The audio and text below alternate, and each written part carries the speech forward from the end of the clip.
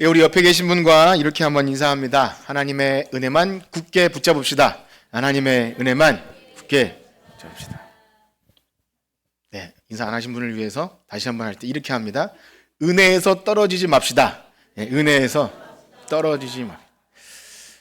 다 인사하셨나요? 네, 인사 안 하신 분 떨어질 가능성이. 네, 오늘 오후 시간에는요, 우리 주일 오후 시간에 계속 우리 하던 그 내용, 하나님의 은혜, 우리 구원받은 성도의 전생에 걸쳐서 나타나는 하나님의 은혜에 관하여 오늘 나눌 텐데요. 그동안 여러 가지 내용들이 많이 있었습니다. 일반 은혜에서부터 특별 은혜, 특별 은혜는 우리를 지으시고 부르시고 거듭나게 하시고 또 거룩하게 하시고, 그 은혜는 불가항력적인, 우리가 이길 수 없는 은혜, 또 충분한 은혜, 거룩하게 하시는 은혜, 또 죄사함의 은혜, 많은 그 은혜들, 특별한 은혜들이죠. 믿는 자가 아니면 알 수 없는 그런 은혜. 그래서 성경이 말하는 은혜가 아닌 다른 것을 이 은혜라 좀 바꿀 수 없는 놀라운 은혜들. 우리가 그걸 다 기억하지 못한다 할지라도 참 중요한 것은요, 우리가 교회 안에서 쓰는 참 좋은 이 은혜라는 용어를 쓰면서도 혹 우리가 다른 은혜를 구하지 않는가, 혹 나의 기분과 감정 상태에 따라 은혜가 있다고 느껴지기도 하다가 없는 것처럼 여기거나, 이렇게 해서는 안 된다는 것이죠. 물론 그 은혜라는 것이 우리 기독교 신앙에서 너무 중요하다 보니 많이 사용되어지고 노래로도 불려지고 흔하게 되다 보니까 그렇게 잘못 사용되는 것도 막을 수 없는 일이기도 합니다. 그럼에도 불구하고 그것을 그냥 방치해 두면 진짜 성경이 말하는 은혜를 우리가 말씀을 통해 깨달아야 되는데 이상하게 변질될 수 있다는 거죠. 은혜에서 뭘 빼든지 더하든지 아니면 변질시키든지 그런 식으로 할 때 진짜 하나님의 은혜는 대수롭지 않게 여겨요. 특별 은혜를 다른 안 특별한 것으로 바꾸려고 하는 그런 것들이 헛되게, 은혜를 헛되게 여기는 것들이 있다는 것입니다.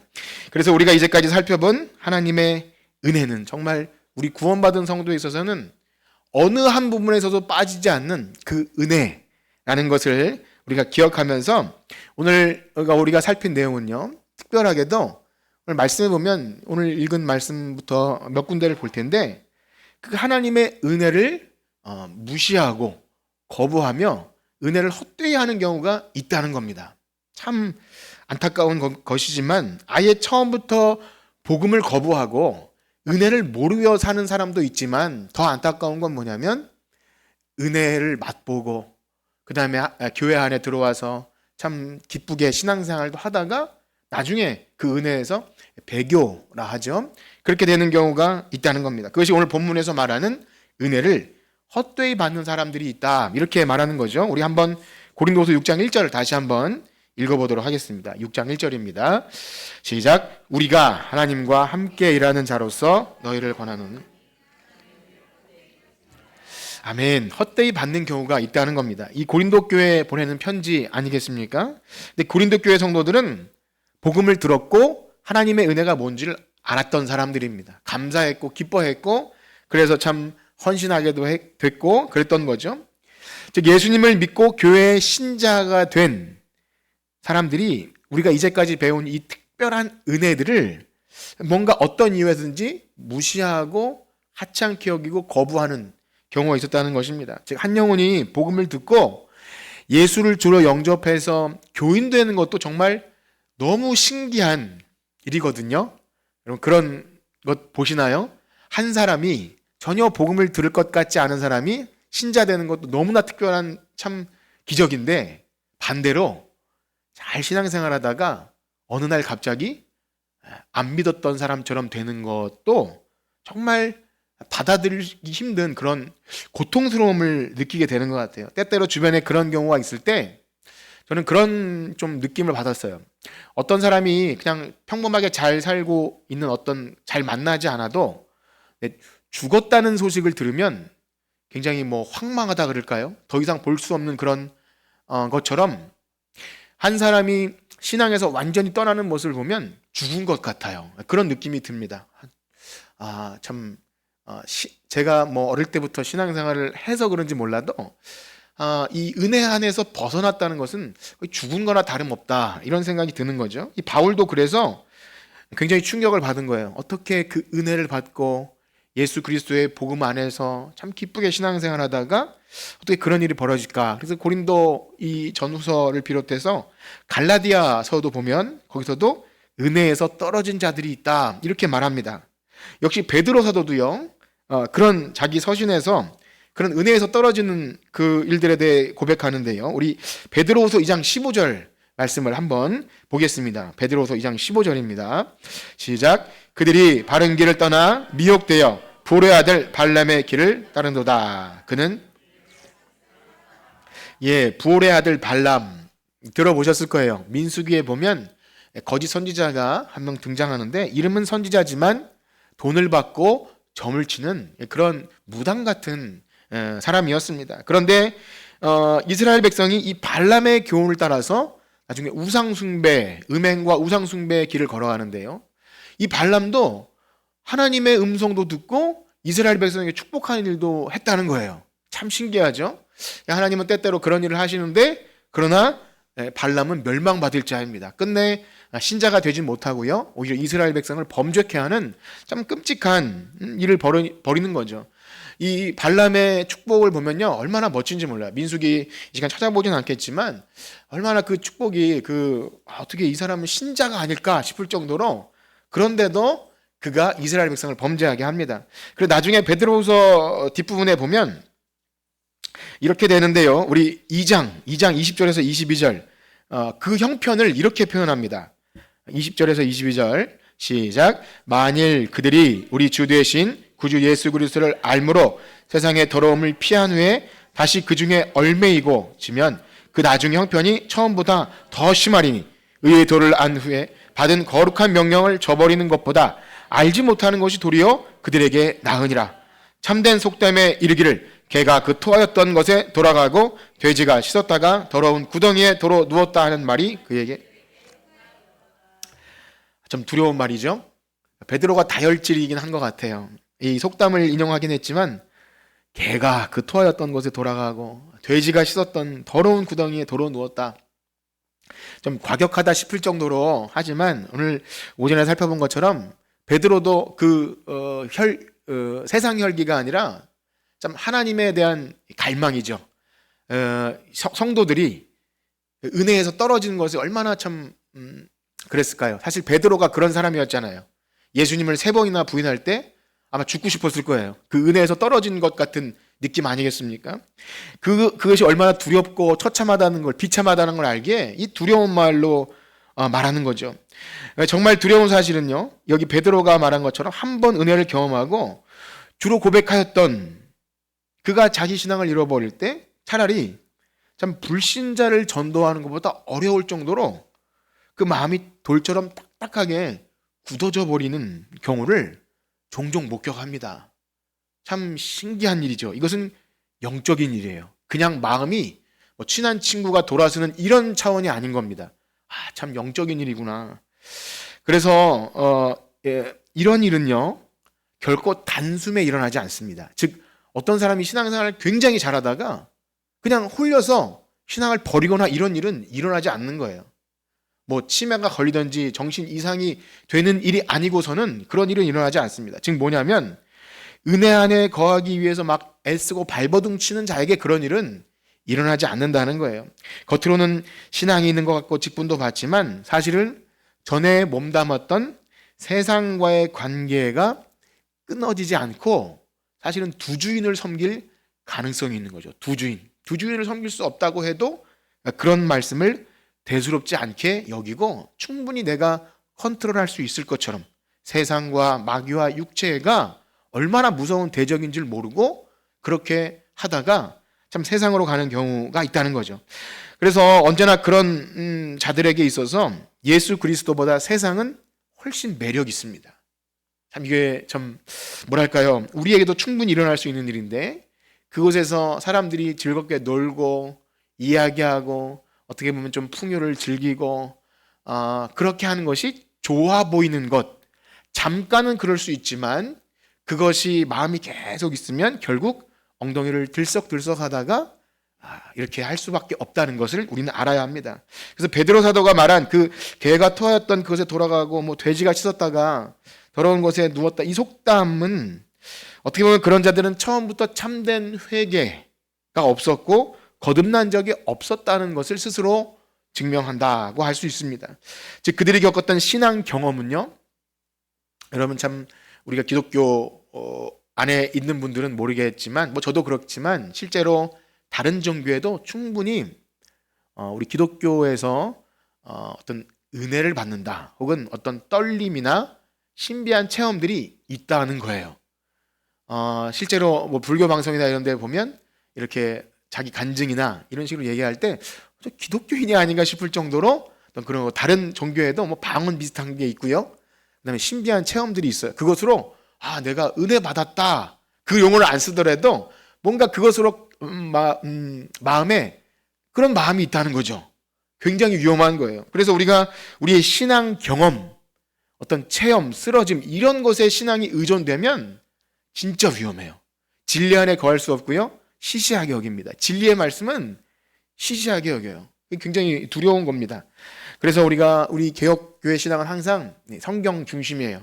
하나님 말씀 안에 신앙이 제대로 뿌리 내리지 못하면 정말 쉽게 흔들린다는 것, 은혜를 거부하게 되기도 합니다. 자, 이것은 단순히 교회를 나오다가 어떤 사정상 교회를 안 나오거나 2차원이 아니라 말씀드린 대로 굉장히 심각한 영적인 문제라는 것을 우리는 알아야 합니다. 특별히 이런 경우들 있죠. 정말 믿는 부모 밑에서 유아 세례를 받고 잘 자라고 주일학교도 은혜도 받고 수련회 가서 그러다가 이렇게 은혜를 거부하고 은혜의 자리에서 떠나는 경우도 종종 봅니다. 물론 그것이 잠깐일 수 있고요. 또 언젠간 돌아오는 경우도 있지만 여기서 우리가 한 가지 기억해야 할 사실은 저도 그런 경험이 있지만 이런 거예요. 우리가 은혜 또 하나님 보호하심 이런 것을 자기 자녀들에게 이렇게 투영해서 그래도 하나님이 은혜 주셔서 보호해 주셔서 이렇게 잘 됐고 좀 성공도 하고 그래도 기도하는 부모 이렇게 은혜를 둘레둘레 포장해서 얘기하다가 실제로 신앙은 어떠한가 라고 들어가면 함구하게 되는 경우를 가끔씩 봅니다. 그래서 그 다음부터는 시험에 들어요. 그런 얘기는 안 해주셨으면 좋겠다는. 근데 굉장히 이것은 심각한 것입니다. 세상에서 잘 된다 할지라도 정말 하나님 말씀 안에 은혜가 없으면 그 은혜에서 떨어진 거예요. 이것을 그냥 좋게 포장해서 그래도 기도하니까 그래도 하나님이 은혜 주셔서 은혜를 거기다가 붙이는 건 굉장히 위험합니다. 그렇습니다. 우리는 잊지 말아야 합니다. 믿음의 가정들이 세상에서 성공한다 해도 만약 하나님의 은혜를 무시하거나 거부하면 이건 굉장히 심각하게 여기셔야 합니다. 우리는 그러한 상태에 관하여 분명히 알고 깊이 있게 고민해야 합니다. 그냥 좋은 게 좋은 거라고 그냥 교회 언저리에 있다고 그렇게 여기시면 결코 안 됩니다. 은혜를 거부하는 상태에 대해서 두렵고 떨림으로 받아들이셔야 하고요. 이것에 대해서 결코 나태하거나 방종해서는 안 됩니다. 자, 그런데요. 하나님의 은혜를 거부하는 자들의 모습은 방금 말씀드린 처럼 이렇게 신앙생활을 완전히 내려놓은 자들만을 의미하지 않는다는 거예요. 이게 참 어려운 건데 만약에 그 거부하는 상태가 눈에 확실히 보이면 오히려 회개의 기회가 더 있을 수 있어요. 내가 스스로도 알고 자타가 공인하는 은혜에서 떨어진 자라면 훨씬 더 돌아올 가능성이 있지만 오늘 여러분과 나눌 주제는 이런 겁니다. 신앙생활을 완전히 내려놓지 않고 정기적으로 교회에 출석하며 스스로 기독교임을 말하는 사람 중에도 실제 은혜를 거부하는 모습이 있다는 거예요. 어떻게 그럴 수 있을까요? 제일 대표적인 것이 뭐냐면 말씀을 거부함으로 은혜를 거부하게 된다는 거예요. 뭐라고요? 말씀을 거부함으로 은혜를 거부합니다. 그런 분들은 말씀을 듣기는 듣지만 우리의 삶에 하나님 모시기에 합당하지 않은 어떤 것들에 대한 촉구와 회개와 이런 것을 잘 받아들이지 않습니다. 좋은 말씀은 들을지 몰라도 나에게 어떤 그런 지적이 있는 것 같고 이런 말씀은 은근히 거부하게 되는 거죠. 혹 어떤 사람은 지금은 아니지만 내가 지금 당장은 실천할 수 없지만 나중에는 좀 해보겠습니다 라고 말할 수 있을지도 모르겠어요. 그런데 나중에 그렇게 되는 경우는 거의 없다고 생각이 됩니다. 그렇게 미루다가 내가 나중에는 할게요, 나중에는 뭐 하겠습니다 라는 것은요, 실상 은혜를 거부하는 것과 마찬가지입니다. 믿으십니까? 여러분, 이것을 확실하게 아셔야 됩니다. 은혜를 거부하는 방식은 말씀을 거부하는 것입니다. 그렇습니다. 대놓고 교회를 떠나는 자들이나 교회 안에 있으면서도 은혜를 거부하는 자들이 분명히 있다는 것을 우리는 아셔야 합니다. 근데 지금 말씀드린 것은 어찌 보면 노골적으로 은혜를 거부하는 것이죠. 그런데 우리가 오늘 중점적으로 살펴볼 것은 뭐냐면 몇 가지를 살펴볼 텐데요. 그 은혜를 거부하는 것이 참 분별하기 어려운 것이 있다는 거예요. 아예 대놓고 그러면 모르겠는데 분별할 수 없다는 그것이 있습니다. 그래서 먼저는 이런 거예요. 은혜 안에 거하는 신자들의 삶을 무거운 짐처럼 여길 수 있다는 겁니다. 여러분, 어떠십니까? 우리가 예배하고 하나님 말씀 듣고 때로는 그 말씀이 우리에게 하지 말라, 인내하라 이런 것들이 있을 때 혹시 좀 무거운 짐처럼 여겨지긴 않으십니까? 네, 그럴 수 있어요. 그럴 수 있는데 중요한 것은 그게 유지되어서는 안 된다는 겁니다. 우리 말씀 한 구절을 읽어볼 텐데요. 디모데후서 4장 10절입니다. 디모데후서 4장 10절 함께 읽겠습니다. 시작. 대마는 이 세상을 사랑하여 나를 버리고 데살로니가로 갔고 그레스게는 갈라디아로, 디도는 요 앞에 있는 사람 대마가 무엇을 사랑하여? 이 세상을 사랑하여. 여기 나를 버리고는 바울을 말하는 건데요. 사실 이 디모데후서는 거의 바울이 거의 마지막 인생 말년에 쓰여졌다고 보는, 그렇게도 보기도 하는데요.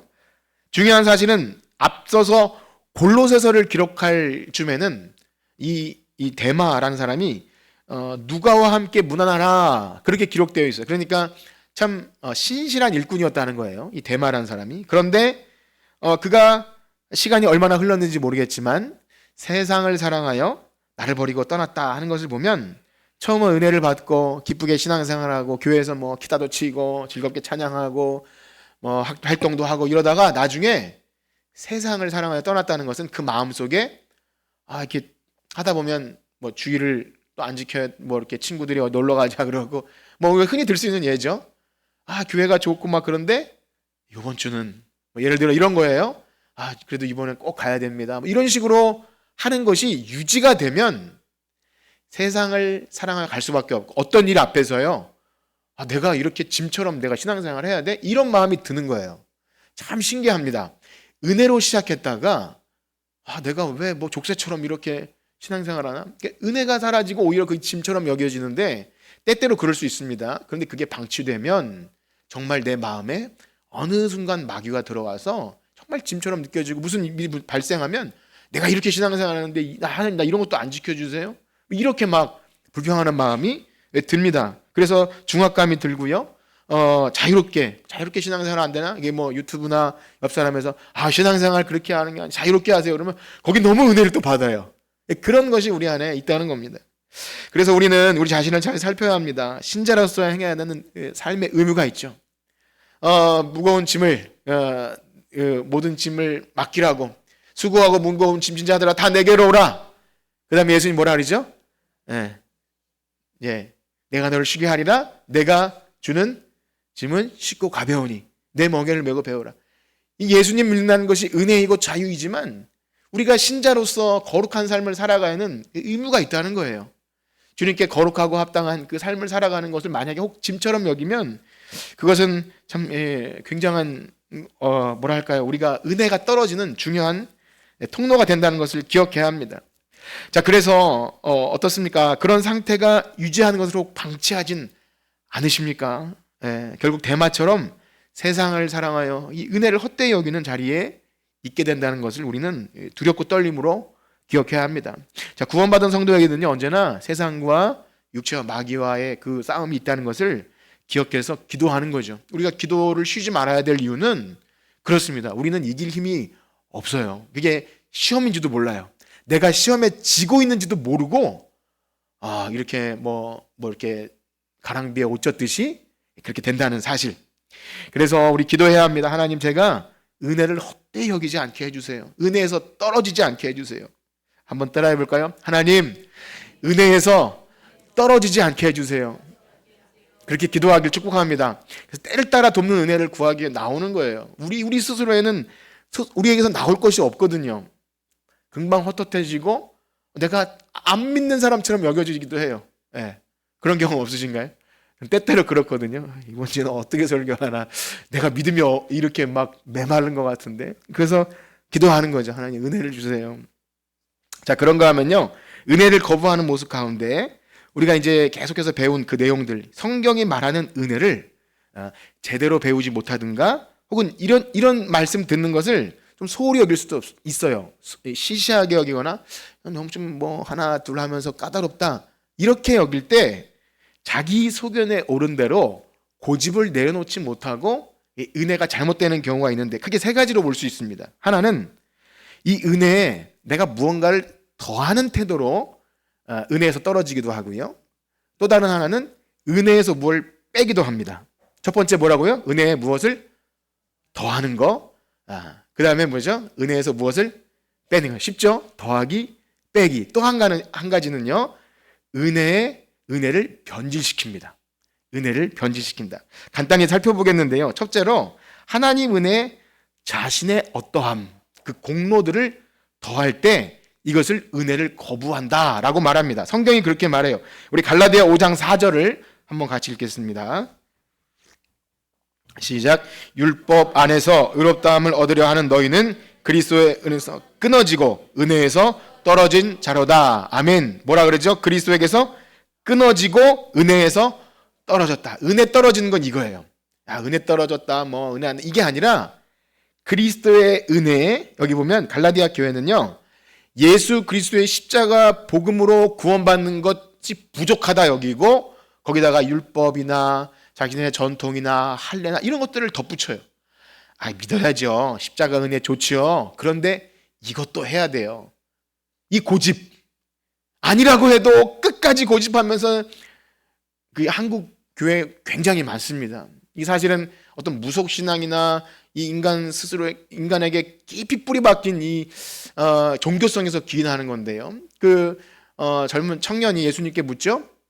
우리가 무엇을 하여야 영생을 얻을 수 있습니까? 이 질문, 유명한 질문. 이 질문의 전제는 뭐냐면 우리가 뭘 해서 영생을 얻을 수 있는 능력이 있다고 생각해요. 여러분, 그러한 것이 우리에게 있습니까? 없잖아요. 우리는 철저히 타락하고 부패해서 우린 죽었던 자예요. 우리 비참한 상태에서 우리가 뭘 하나를 더하면 그건 죄뿐이지 하나님의 은혜를 받을 만한, 구원을 받을 만한 어떤 것도 우리에게 나올 수가 없는 겁니다. 그런데 뭔가 조금 신앙생활 하면 내가 이런 걸 해서 복을 받는 줄 알고, 이런 걸 해서 은혜 받는 줄 알고 이렇게 내 공덕을 쌓아요. 돌멩이 이렇게 아이들과 그 파주 이렇게 주상절리 가면 조금만 내가 있고 돌멩이가 있으면 거기 뭐가 있냐면 돌이 이렇게 쌓여요. 오늘 무화과 나무처럼 성전처럼 뭘 쌓는 거의 느낌은 뭐죠? 상징하는 거? 뭔가 정성을 쌓아 올리면 내가 될 것 같은 그런 느낌이 우리에게 있어요. 기독교 신앙 안에도 충분히 그런 것이 있습니다. 너무 하나님의 은혜를 거부하는 거나 마찬가지예요. 나의 무엇을 더하는 것, 내가 무엇을 해서 내가 이렇게 정성을 들이는 것. 이 은혜에 무언가를 더하는 태도는요, 초대교회뿐만이 아니라 2000년 교회 역사 속에 계속 되어 왔습니다. 그런 식으로 행위 구원을 주장하는 어떤 알미니안이라고 하거나 혹은 로마 카톨릭 교회나 다 그런 거죠. 인간의 종교성이 참 뿌리 깊은 박혀있는 그 종교성이 행위 구원으로 연결되는데요. 이거 왜 무섭냐면 몇 가지 항목을 만들어 놓고 이걸 하면 내가 자격이 있다고 여겨요. 참 신기합니다. 이러저러한 말은 안 드리겠어요. 내가 생각하는 어떤 몇 가지를 하면 나는 그런 자격이 있어라고 착각하게 되고, 더 큰 문제는 그걸 못하는 사람을 자격이 안 되는 것처럼 나보다 밑으로 여겨요. 이걸 소위 율법주의라고 하는 겁니다. 율법주의는 율법책 갖고 다니는 게 율법주의가 아니라 내가 어떤 몇 가지를 가지고 자격이 있다 여기고, 그렇지 않은 사람은 자격이 없어서 그냥 이렇게 지옥의 땔감 정도로 여기는 그런 태도가 바로 하나님의 은혜를 거부하는 거예요. 그래서 이 갈라디아서에서 나온 왜 그들이 은혜에서 떨어졌냐. 신앙생활 잘하고 그래도 믿음에다가 봉사도 잘하고 이렇게 했는데 왜 은혜에서 떨어졌다 그냥? 아닙니다. 하나님의 은혜를 거부하게 하는 내 속에서 무언가를 더하는 행위, 정말 무시무시한 하나님의 은혜를 거부한다는 것을 알고 우리 안에 이런 것 항상 점검하셔야 됩니다. 자기 사랑, 자기 중심이죠. 결국 내 만족, 내 공로, 내가 이렇게 해서 난 이걸 해냈어. 굉장히 위험하다는 것을 아시길 축복합니다. 두 번째는요, 하나님의 은혜에 무언가를 빼는 방식이 있는데요. 우리 디모데후서 2장 17절과 18절을 함께 읽겠습니다. 시작. 그들의 말은 악성 종양이 퍼져나온 것 같은데 그 중에 후메네오와 빌레도가 있느니라. 진리에 관하여는 그들이 그릇되었도다. 부활이 이미 지나갔다 하므로 어떤 사람들의 믿음을 무너뜨리느니라. 사실 후메네와 빌라도는 악한 사람의 대명사이기 때문에 우린 잘 몰라요. 다만 에베소 교회 교인이 아니었을까 그렇게 추측이 되는데요. 이들은 자기 멋대로 부활이 지나갔다라는 이상한 악성 종양이라고 말할 정도로 그렇게 성도들의 믿음을 흔들리게 했습니다. 그러나 여러분, 부활신앙은 우리가 아무리 강조해도 지나치지 않죠. 우리가 주일에 모이는 의미가 무엇입니까? 부활이잖아요. 예수님 부활한 그날, 우리 기독교 복음의 핵심적인 것이죠. 그런데 가만히 생각해 보면 이 부활신앙이 희미해지거나 대수롭지 않게 여기는 일들을 보면 우리가 이제 마가복음을 보는데 우리 한번 퀴즈를 내볼까요? 어떤 사람이 부활이 없다고 주장했죠? 네, 1번 헤롯 땅, 2번 바리새인, 3번 사두개인. 그래도 모르시겠습니까? 네, 이렇게 기억하세요. 부사. 뭐라고요? 부사. 그럼 사는 뭐죠? 사두개인입니다. 시험에 나오지 않습니다. 예, 바리새인들과 사두개인이 있는데 사두개인은 지금 제가 무슨 말씀 드리는지 혹시 지금 무슨 말을 하나 싶을 건데요. 부활이 없다고 하는 사두개인이 왜 부활이 없다고 주장했냐면 이 땅에서 귀족이었어요. 풍부한 재물과, 그러니 주님 다시 오시옵소서 할 필요가 없는 거죠. 예, 먹고 살만해요. 그러면 부활 소망을 갖기가 어려운 거죠. 당연히 그렇죠. 이 땅에 만족합니다. 좋은 말로 포장해요. 야, 우리 여기서 만족하는 거야. 여기가 좋사오니 우리는 긍정적인 마음을 가지고 살아. 그냥 믿음 가지고 살면 되지. 뭐 이렇게 부활 소망까지 얘기해? 라고 확장된다는, 굉장히 무서운 거죠. 그러나 우리는 기억해야 합니다. 하나님의 은혜가 충분하다고 하는 것. 그래서 여기가 좋사오니 뭐 그 은혜가 충만하다, 이런 말을 할 때 여러분, 바울이 은혜가 충분해서 자족하는 법을 배웠고 내가 빈궁에 처하나 풍부에 처하나 어떤 형편에서도 자족하기를 배워노라, 그러면서 기뻐하노라, 이런 말을 한 것은 감옥이 좋아서 그랬던 게 아닙니다. 그건 약 먹은 거나 마찬가지예요. 여러분, 감옥이 좋습니까? 우리들의 삶의 어려운 현실을 막 우리를 세뇌시켜서 좋다 긍정적인 마음을 갖자, 이게 은혜가 충분하다는 것이 아니에요. 감옥은 고통이에요. 싫은 것이고, 저와 여러분들의 삶에 불만족스럽고 그런 것은요, 그야말로 그냥 고통이지, 좋게 바꿉시다, 뭐 이렇게 해서 은혜가 충분하다고 말하는 것은 아닙니다. 바울은요, 속히 육신의 장막을 벗길 원했어요. 얼마나 육신의 가시와 맨날 매맞고 감옥에 갇히는 게 싫어서 속히 육신의 장막을 벗고 주님 만나기를 고대한 거예요. 왜요? 감옥이 싫죠. 미쳤습니까? 감옥이 좋고 나는 선교하다가 감옥 갇히는 게 좋아, 이런 교인은 없어요. 우리가 힘든 건 힘든 겁니다. 그거를 뭐 마약 먹듯이 우리가 신앙생활 잘하면 마약 먹는 그런 게 아닙니다. 그러나 고통 속에서도 은혜가 충분하다는 건 뭐죠? 하나님이 우리를 향한 구원 계획은 변함이 없어요. 그것이 어떻게 증명됩니까? 부활신앙이에요. 부활신앙이 없으면 이 땅에서 고통은 너무, 천국이 없다면, 부활이 없다면 우리가 믿는 것도 헛되다 그러잖아요. 아무 의미가 없는 개고생인 거예요. 근데 그 개고생이 아닌 이유는 뭐죠? 부활이 있기 때문이죠. 때때로 당하는, 그래서 여러분, 우리 삶에 참 우리를 만족할 수 없게 하고 이 땅이 빨리 지났으면 좋겠고 주님 언제나 오시렵니까 하는 그런 정도의 고난이 있다면 감사하시길 축복합니다. 네, 아멘을 하셨습니까? 예, 감사하셔야 돼요. 때로는 당하는 어려움 때문에 십자가에 못 박히신 예수님이 그 영광스럽게 부활한 그 몸이 어떤 몸이었을까?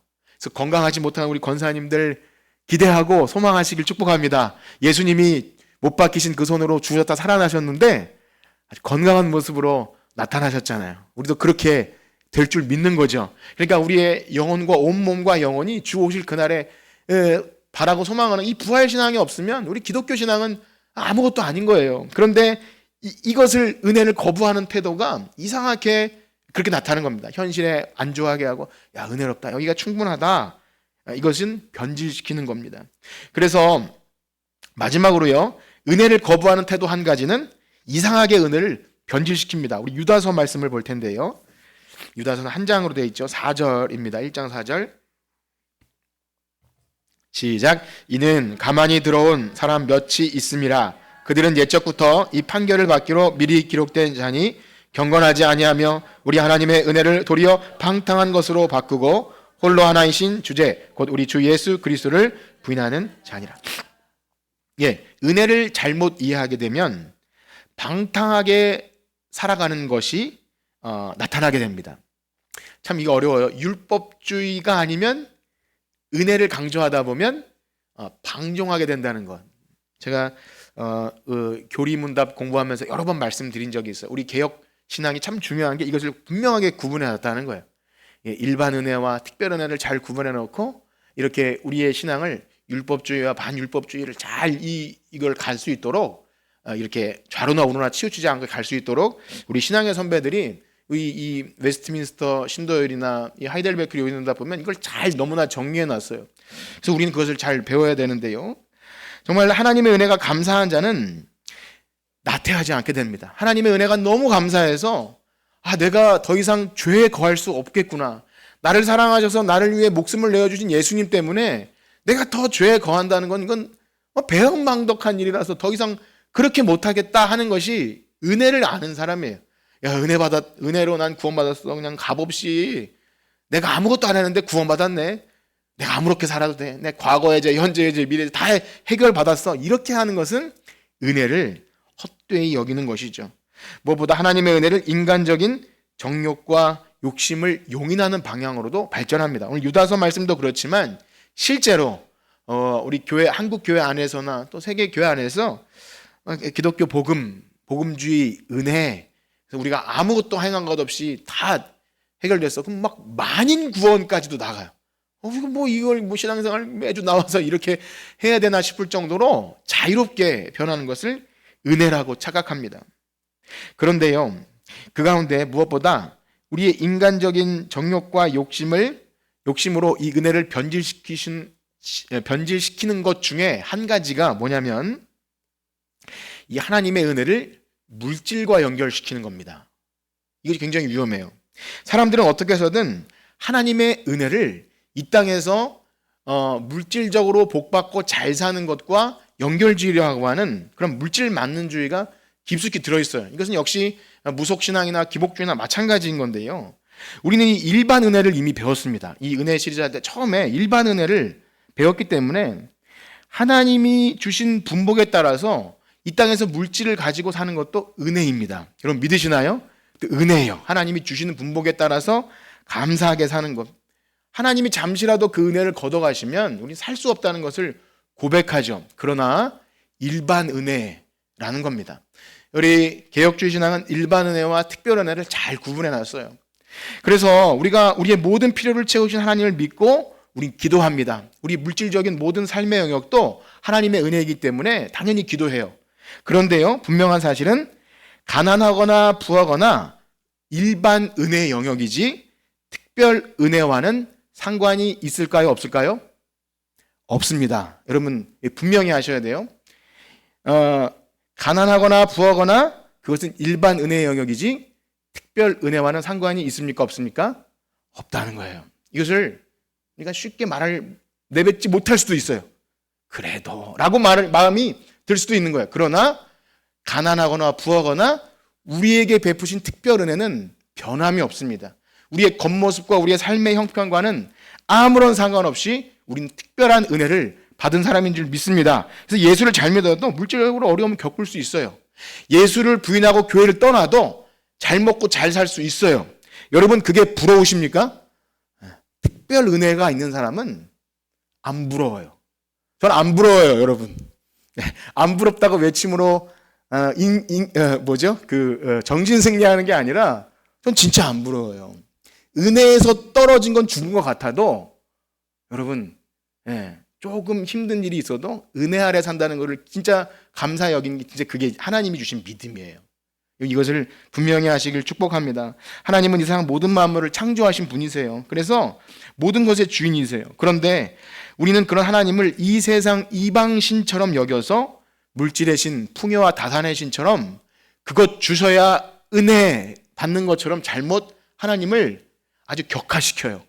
아주 하등한 신으로 만들어버려요. 이건 굉장히 하나님을 모독하는 행위입니다.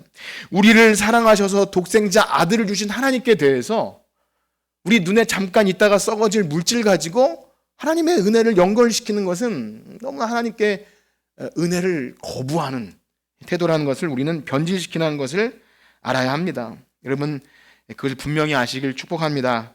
자, 그러나 우리가 하나님을 그렇게 대할 때 우리 기독교 신앙을 사람들도 우습게 여겨요.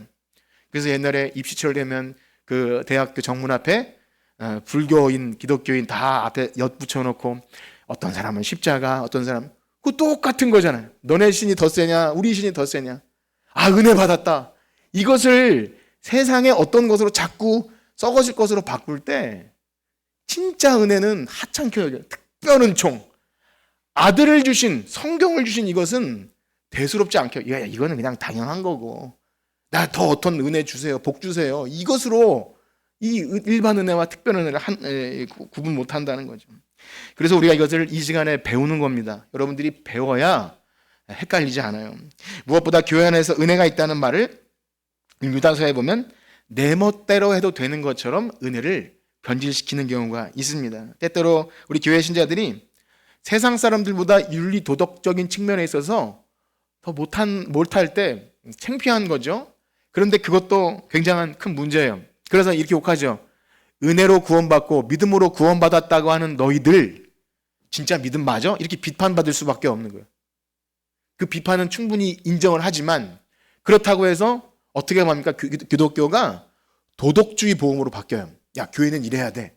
세상을 향해 봉사하고 아낌없이 나누고 그렇게 이미지로 도덕적인 이미지가 되어야 우리 교회가 진짜야. 가짜 복음인 거예요. 물론 우리가 도덕적으로 잘 못해서 비판받는 건 맞지만 사탄은 교묘하게 그것을 파고 들어와서 예수 그리스도의 십자가 복음을 도덕으로 윤리로 바꿔버릴 수가 있다는 것을 우리가 알아야 합니다. 그래서 우리는 세상 사람들에게 그렇게 비판받아서는 안 돼요. 우리 때문에 그리스도의 십자가의 복음이 욕먹으면 얼마나 하나님께 죄송합니까? 여러분 죄송하겠죠? 저 죄송할 것 같아요. 그래서 저는 교통법규 웬만하면 위반 안 하고 옛날에 운전하다가 잘 싸웠는데 안 싸웁니다. 네. 그리고 동네 사람 이렇게 혹시라도 소리 지를 있어도 안 그래요. 목사여서이기도 하지만 혹시라도 내가 저 사람 교회 다니는 어떤 교회 목사하고 요즘엔 검색하면 다 나오잖아요. 저기 그 카페 보면 교회 이름도 있고 동네 사람이 이제 저를 많이 알아요. 근데 어디 가서 제가 노상방뇨를 한다든지 아니면 막 나쁜 짓을 하면 야, 믿음으로 구원받았다는 저 사람들 뭐야 저거 이렇게 되면 우리의 믿음이 참 욕먹는 거고 변질될 수밖에 없는 것.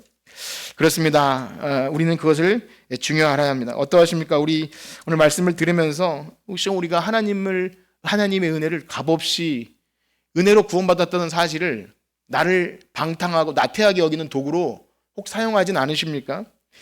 내가 죄를 더 지어도 괜찮다는, 그래서 은혜를 더하게 하려고 죄에 거하겠느냐?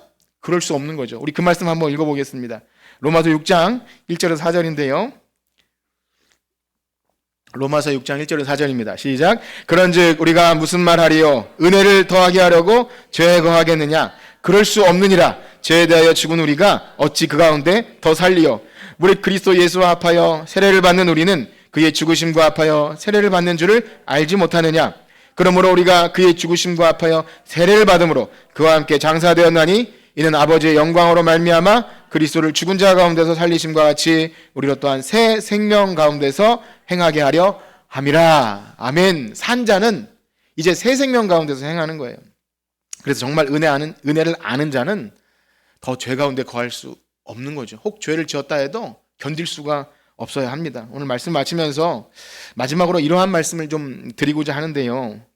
여러분들이 이 말씀을 오늘 잘 들으셨다면 아마 의문을 가지는 분들이 있을 수 있습니다. 어떤 의문이냐면, 은혜는 불가항력적이고 값없고 포기하지 않고 하나님의 끝까지 우리를 인도하시는 은혜인데, 무조건적이고 그런 은혜인데 왜 은혜를 헛되이 받고 은혜에서 떨어지는 것이 있을까? 이상하지 않습니까? 저만 그런가요? 네. 은혜에서 떨어지지 않는다고 분명히 했는데 왜 은혜에 떨어질까요? 이 모순되는 것 아닙니까? 라고 말할 수 있어요. 그런데 모순되는 것 같지만 이런 일은 우리 안에 충분히 일어날 수 있습니다. 은혜를 거부하는 경우는 크게 두 가지로 살펴볼 수 있는데요. 하나는 일시적으로 은혜를 거부할 수 있고요. 또 하나는 지속적으로 거부할 수 있습니다. 그런데 이 일시적으로 거부하는 모습은 우리 구원받은 신자, 거듭난 성도에게 있을까요? 없을까요? 어려운 질문인가요? 여러분 있으시잖아요. 저도 있잖아요. 네, 있다는 거예요. 은혜를 때로는 짐처럼 여기기도 하고 내 공로를 내세우기도 하고 더하거나 빼거나 변질하는 모습이 이루에게 있습니다. 중요한 사실은 뭐죠? 진정 거듭난 성도는 은혜를 거부하는 자리가 불편하고 어렵고 싫고 자꾸 하나님의 은혜만 찾게 돼요. 그것이 구원받은 성도의 특징이에요. 그러나 지속적으로 거부하든지 최종적인 순간까지 은혜를 거부하면 답이 없는 거죠. 우리 마지막으로 히브리서 6장 4절과 6절을 한번 읽도록 하겠습니다. 히브리서 6장 4절에서 6절입니다. 시작. 한 번 빛을 받고 하늘의 은사를 맛보고 성령에 참여한 바 되고 하나님의 선한 말씀과 내세의 능력을 맛보고도 타락한 자들은 다시 새롭게 하여 회개하게 할 수 없나니 이는 그들이 하나님의 아들을 다시 십자가에 못 박아 드러내었고. 여러분, 우리는 이 말씀을 두렵고 떨림으로 들어야 합니다. 이것은 어떤 교리적으로 아니 우리 개혁교회 신앙은 한 번 구원은 영원한 구원 아닙니까? 근데 왜 이것은 구원에서 탈락되는 건가요? 이런 교리 논쟁을 위한 본문이 아님을 예전에 히브리서 말씀드릴 때 말씀드렸는데요. 우리는 어떤 사람이 처음부터 저 사람은 회개와 거듭남이 없는 거짓 종교인이라고 절대 우리는 분별할 수 없어요. 그렇게 해서도 안 됩니다.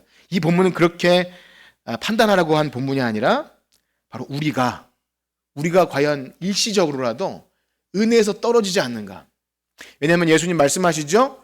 교회 안에는 언제나 알곡과 가라지가 있습니다. 이것은 하나님 말씀이기 때문에 우리 그냥 아멘으로 받는 거예요. 섭섭할 수도 있습니다. 우리 교회 안에 그렇게 두렵고 떨리는 거죠. 그러나 교회 역사 2000년 동안 이 일은 계속되어 왔습니다. 알곡이 있었고 가라지가 있었고, 그러나 예수님은 심판 때까지 그냥 두려고 하셨어요. 그러니 우리는 알 수 없습니다. 중요한 사실은 여러분 우리의 삶 가운데 혹 일시적으로라도 우리가 은혜를 거부하는 태도가 있지 않은지, 짐처럼 여기거나 다른 어떤 것을 더해서 은혜를 거부하는 태도, 우리 안에 그런 것이 있는지 언제나 살펴보면서 하나님 우리가 은혜에서 떨어지지 않게 해주십시오. 우리 마지막으로 그 찬양 부를 텐데요. 주님여 이 손을 꼭 잡고 가소서. 우리가 주님을 붙드는 것도 은혜입니다. 믿음을 주셔서 하나님 주님 품에 갈 때까지 우리의 온 몸과 영혼이 주 오실 그날에 참 흠없이 보존될 수 있도록 은혜를 베풀어 주시옵소서. 우리 찬양 드리시고 함께 기도하고 마치도록 하겠습니다. 주님여 이 손을 꼭 잡고 가소서.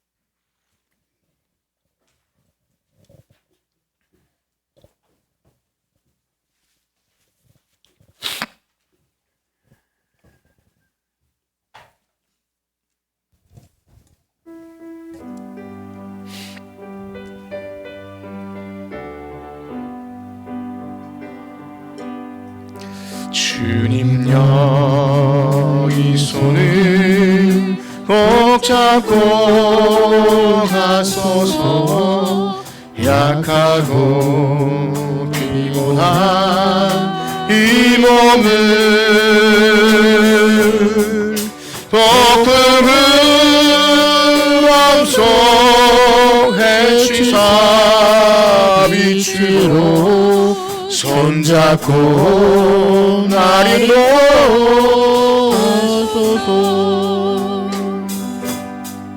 인생이 힘들고 고난이 겹칠 때 주님여 날 도와주소서. 외치는 이 소리 귀 기울이시사 손잡고 날 인도하소서.